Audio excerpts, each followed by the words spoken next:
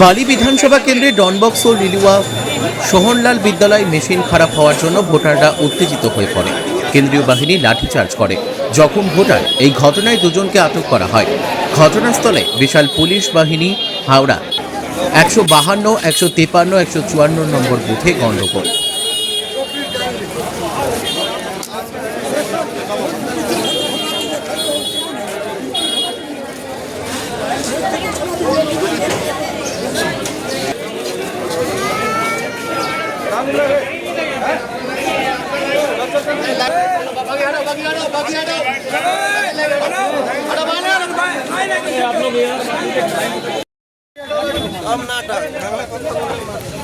ये लाठी हटाओ, लाठी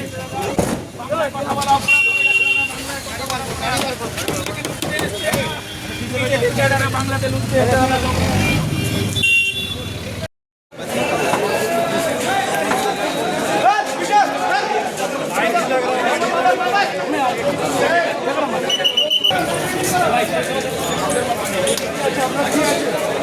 আমি বললাম নাই না কেমন